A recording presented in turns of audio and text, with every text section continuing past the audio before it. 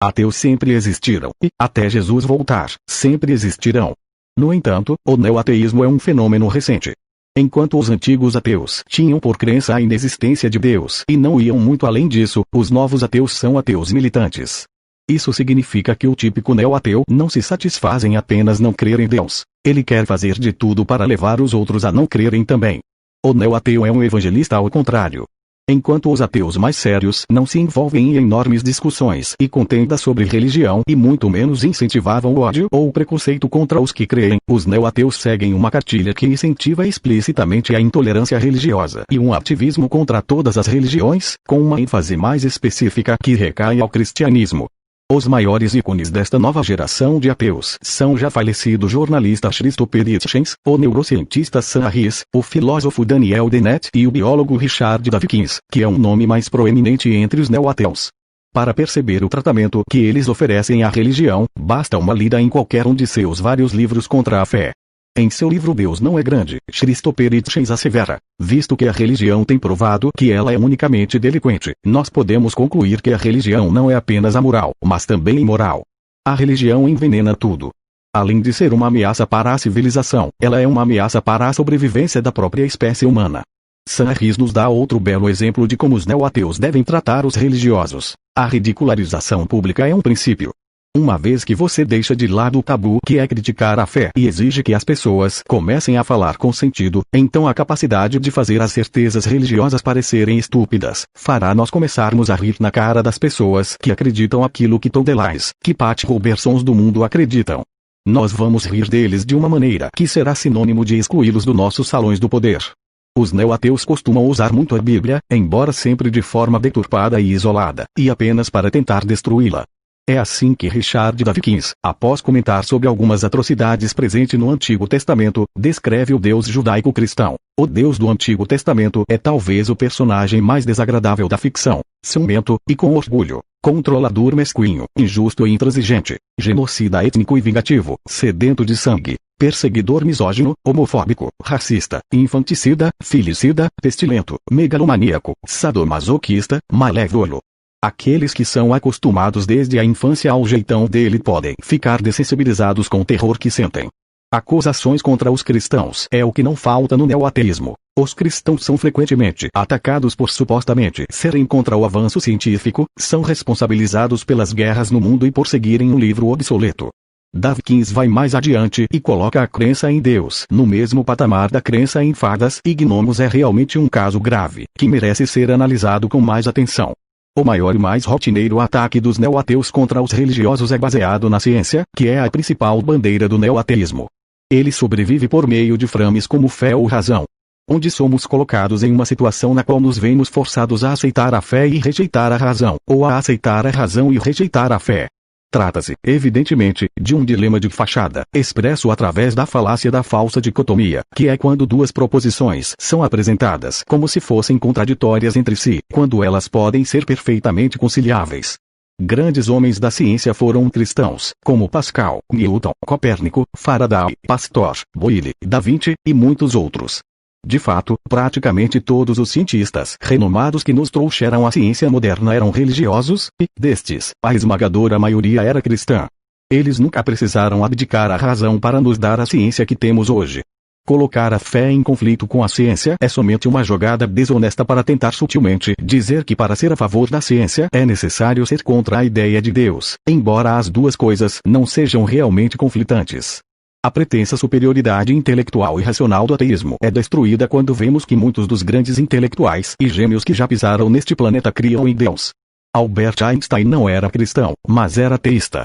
Ele rejeitava a acusação de ser ateu, dizendo: há pessoas que dizem que não existe Deus, mas o que me deixa mais zangado é que elas citam meu nome para apoiar essas ideias.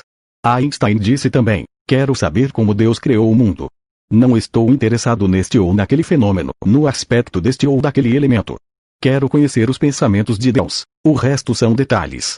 Embora o homem que é considerado o mais inteligente da história cresça na existência de Deus, os neo-ateus querem a todo custo que compremos o discurso de que as pessoas inteligentes e evoluídas precisam ser ateístas. Cada vez mais este conceito está caindo em desuso. Um dos maiores cientistas do mundo, Francis Collins, diretor do projeto Genoma Humano, era um ateu que se tornou cristão após analisar as evidências. Ele escreveu em 2006 o livro A Linguagem de Deus, no mesmo ano em que era publicado o livro Deus, um Delírio, no qual Richard Dawkins dizia que a ciência e a crença em Deus são incompatíveis. Um dos maiores filósofos do século XX, chamado Anthony Flew, era um notório ateu. Ele chegou a debater sobre a existência de Deus contra proeminentes apologistas cristãos, como William Lane Craig. Porém, embora fosse tão aclamado pelos ateus, Flew passou a crer em Deus no período final de sua vida, adotando o ponto de vista teísta. Ele escreveu o livro chamado Um Ateu Garante, Deus Existe, onde dedica um apêndice para as evidências da ressurreição de Jesus, escrito pelo apologista cristão e bispo anglicano N.T. Wright. Restou aos neo-ateus a acusação de que Flew estava velho demais e que por isso teria perdido a razão. Embora seja verdade que o número de religiosos tenha caído bastante desde os últimos 100 anos, o número de cientistas teístas tem se mantido estável de um século para cá. Uma pesquisa realizada em escala global em 1916 mostrou que 40% dos cientistas criam em um Deus pessoal que intervém na natureza e realiza milagres.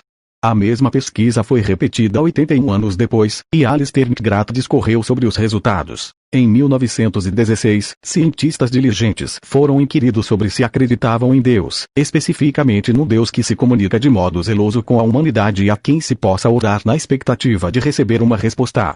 Os deístas não acreditam no Deus segundo essa definição. Os resultados ficaram famosos. Grosso modo, 40% acreditavam nesse tipo de Deus, 40% não e 20% não tinham certeza. Valendo-se dessa mesma pergunta, a pesquisa foi repetida em 1997 e resultou quase exatamente no mesmo padrão, com um leve aumento dos que não acreditavam, chegando a 45%. O número dos que acreditavam em Deus permaneceu estável, em torno de 40%. A pretensa superioridade intelectual do neo-ateísmo também fracassa miseravelmente quando testada e colocada em prática nos debates. Apologistas cristãos como William Lane Craig, John Lennox e Dinesh de Souza têm defendido a visão teísta cristã sobre o mundo com enorme capacidade, e em linhas gerais têm levado grande vantagem contra seus oponentes ateus. No prefácio do livro Em Guarda de William Lane Craig, escrito pelo ex-ateu Lee Strobel, autor do livro Em Defesa de Cristo, há um relato sobre como começou a ideia de debates entre cristãos e neo-ateus nas igrejas e universidades. Craig foi o debatedor cristão naquela ocasião. Strobel nos conta o resultado do debate. Ao final de 2 horas de debate, pedimos que a audiência votasse. Uma porcentagem de 82% dos ateus, agnósticos e outros não cristãos concluíram que a evidência apresentada em favor do cristianismo fora mais convincente.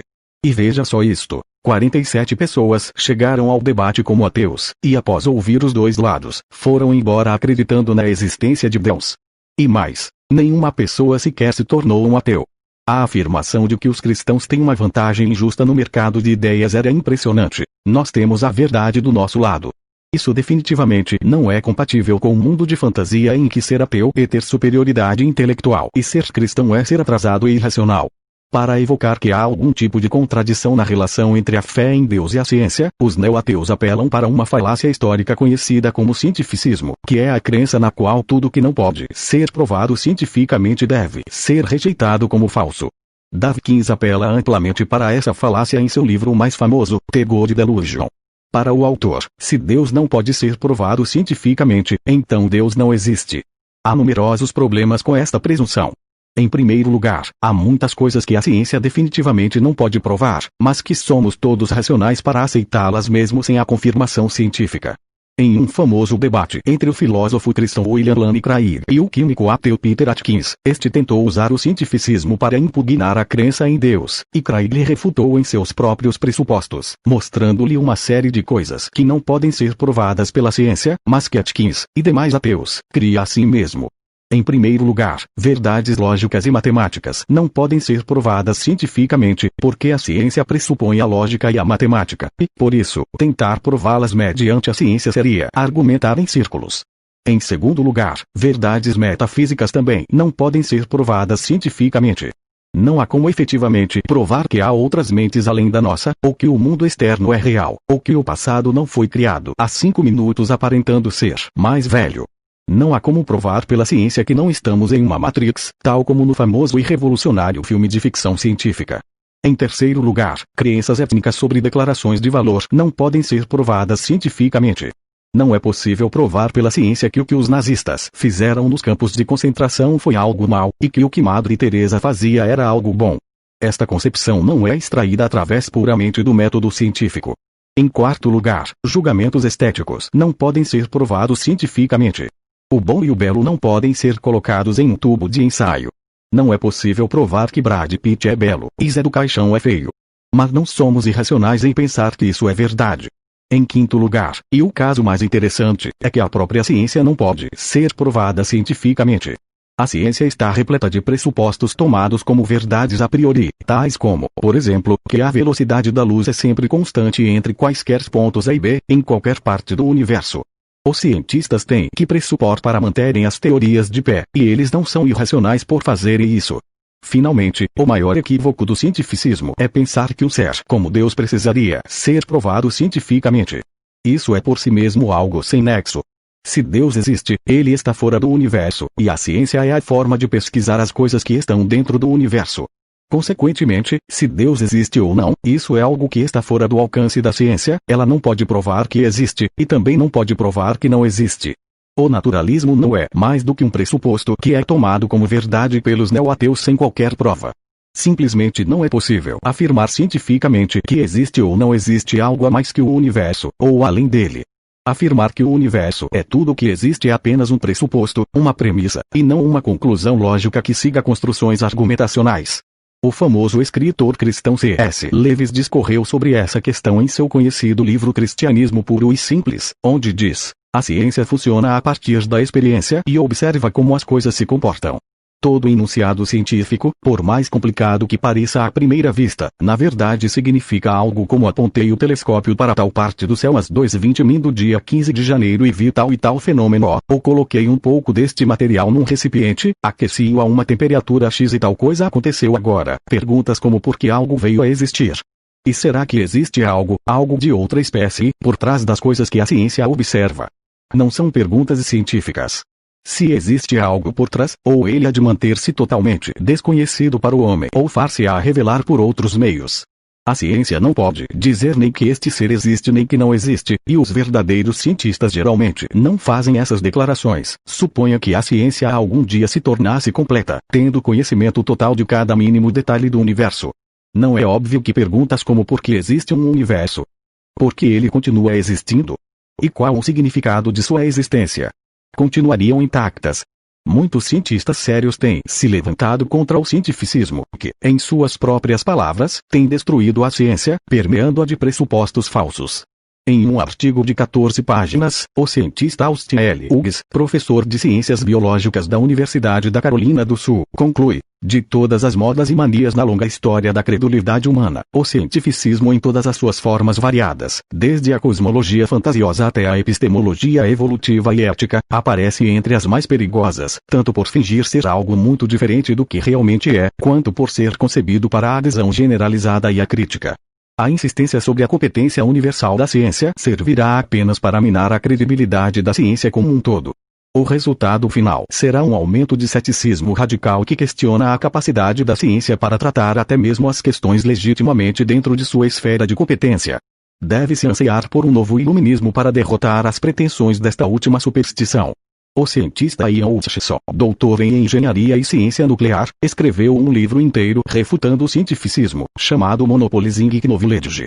Em uma entrevista, ele também refutou a crendice neo-ateísta de que a ciência se opõe à religião e conflita com esta. O cientificismo é uma crença muito espalhada e errônea de que a ciência é o conhecimento real de tudo o que existe, e que qualquer coisa que não possa ser compreendida pela ciência não conta como conhecimento. A ciência é diferente não só da religião mas também da história, de análises políticas, de sociologia ou de jurisprudência. Nenhuma dessas coisas são ciências e mesmo assim tem seu conhecimento real. Qualquer pessoa racional conclui que o cientificismo não é mais do que uma falácia pseudocientífica que tenta se impor sobre os demais ramos do conhecimento, mas sem sustentar sua defesa em argumentos plausíveis.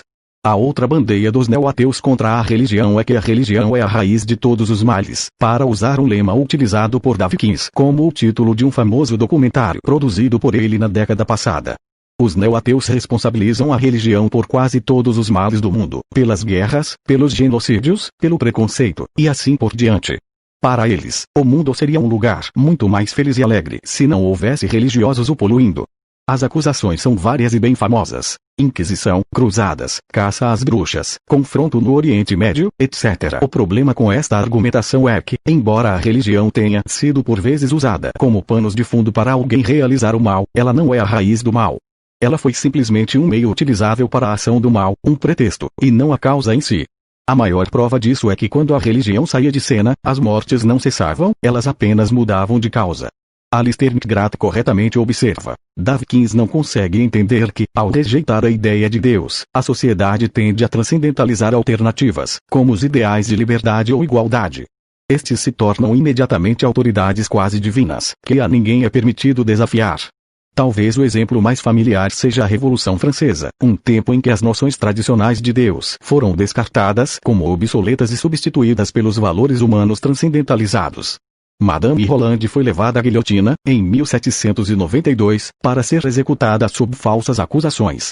Quando se preparava para morrer, ela se curvou zombeteiramente para a Estátua da Liberdade na Place de la Révolution e proferiu as palavras pelas quais é lembrada: Liberdade, quantos crimes são cometidos em seu nome? Todos os ideais, divinos, transcendentes, humanos ou inventados, podem ser mal usados. Assim é a natureza humana. E, cientes disso, precisamos decidir o que fazer a respeito, em vez de atacar indiscriminadamente a religião.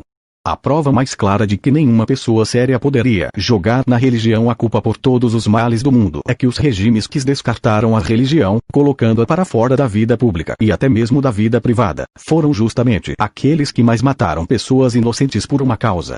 Luciano Ayan afirma: quem quer que leia qualquer estrategista de guerra sabe que adornar seus projetos de violência com enfeites morais é um imperativo político. Na época, o símbolo Deus quer foi usado. Nos genocídios da Rússia, China e Alemanha nazista esse símbolo foi trocado por outros. Então a causa está em outro lugar. A China comunista ateísta sob a liderança do ateu Mao Tse-tung, foram mais de 65 milhões de mortos no país entre 1949 até 1976.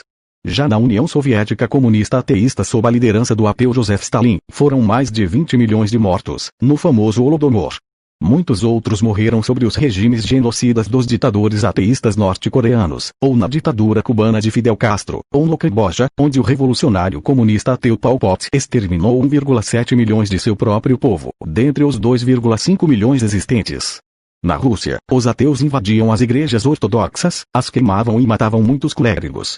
Eles destruíram completamente 41 mil das 48 mil igrejas existentes na Rússia entre 1917 e 1969. Os cartazes e panfletos populares do governo da época estampavam com prazer lemas como a religião é o ópio do povo, abaixo as festas religiosas e contra todas as religiões. McGrath assinala: em seus esforços de forçar a ideologia ateísta, as autoridades soviéticas destruíram e eliminaram sistematicamente a grande maioria das igrejas e dos sacerdotes entre 1918 e 1941. As estatísticas apresentam um quadro terrível. A violência e a repressão foram empreendidas na busca de um programa ateísta, a eliminação da religião.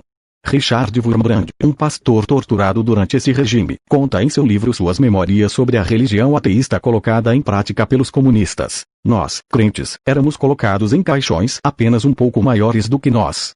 Não havia lugar para qualquer movimento. Muitas dúzias de pregos com suas pontas afiadas como giletes eram colocadas por todos os lados. Enquanto estávamos perfeitamente quietos, tudo ia bem. Éramos forçados a permanecer nessas caixas horas a fio. Quando, porém, nos fatigávamos e tombávamos de cansaço, os pregos estavam em nosso corpo. Se nos movêssemos, ou estremecêssemos um músculo, ali estariam os horríveis pregos. As torturas incluíam também crucificação, para zombar dos cristãos. Ali descrevi coisas horríveis, tais como crentes amarrados em cruzes por 4 dias e 4 noites. A seguir eram as cruzes colocadas no chão e centenas de prisioneiros tinham de atender suas necessidades fisiológicas em cima dos rostos e dos corpos dos que estavam crucificados. Depois as cruzes eram de novo levantadas e os comunistas escarneciam: olhem para o Cristo de vocês. Que bonito ele é! E que fragrância traz dos céus! Descrevi como, depois de ficar quase louco pelas torturas, um padre ortodoxo foi obrigado a consagrar fezes e urina humana para dar em comunhão aos cristãos. Isso aconteceu na prisão de Pitești, na Romênia.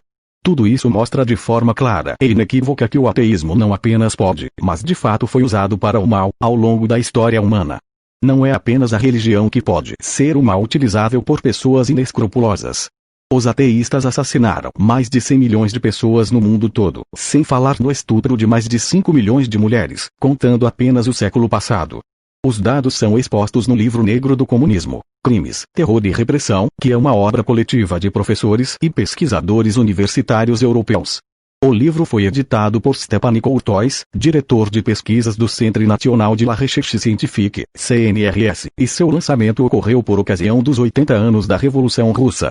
De lá para cá os comunistas sob um regime ateísta já mataram muito mais, mas os dados coletados até aquele momento mostravam 20 milhões de mortos na União Soviética, 65 milhões de mortos na República Popular da China, 1 milhão de mortos no Vietnã, 2 milhões de mortos na Coreia do Norte, 2 milhões de mortos no Camboja, 1 milhão de mortos nos estados comunistas do leste europeu, 150 mil mortos na América Latina, 1,7 milhões de mortos na África, 1,5 milhões de mortos no Afeganistão, 10 mil mortes resultantes das ações do movimento internacional comunista e de partidos comunistas fora do poder. Portanto, um neo-ateu que usa como argumento contra a religião as guerras em nome de Deus deveria também impugnar seu próprio ateísmo em função do genocídio impregnado por pessoas que não criam em Deus e que não admitiam a existência de qualquer indivíduo que cresce. Se a religião pode ter seu lado extremista e intolerante, o neo-ateísmo é o próprio lado extremista e intolerante do ateísmo. Pessoas intolerantes e fanáticas já mataram por pretexto de religião, e pessoas intolerantes e fanáticas já mataram por pretexto de ateísmo. O preconceito e a intolerância não nascem da religião, mas de qualquer sistema que possa levar ao fanatismo, ateísmo incluso. Torcidas organizadas matam por causa de futebol, mas nem por isso é sábio acabar com a prática do futebol no planeta em razão destes casos extremos. Religiosos já mataram pessoas no passado por causa de religião, mas nem por isso devemos proibir a religião em função destes casos extremos. Nem o próprio ateísmo deve ser proibido, embora tenha matado muito mais. Infelizmente, neo-ateus não costumam usar de critério ou bom senso em sua luta árdua e incansável contra a religião. Qualquer livro do mundo, se tomado fora de contexto ou distorcidamente, irá suscitar críticas e julgamentos. Com a Bíblia não poderia ser diferente, ainda mais levando-se em conta que se trata de um livro tão grande, escrito em uma época tão remota, e por tantos autores diferentes. Há pessoas que só leem a Bíblia na única e específica missão de destruí-la. Como quem procura, encontra, é natural que torçam versos isolados para usá-los contra os cristãos. A primeira tática empregada por neo-ateus contra a Bíblia é apontar contradições internas nela. Apologistas cristãos têm se saído muito bem em refutar essas supostas contradições da Bíblia.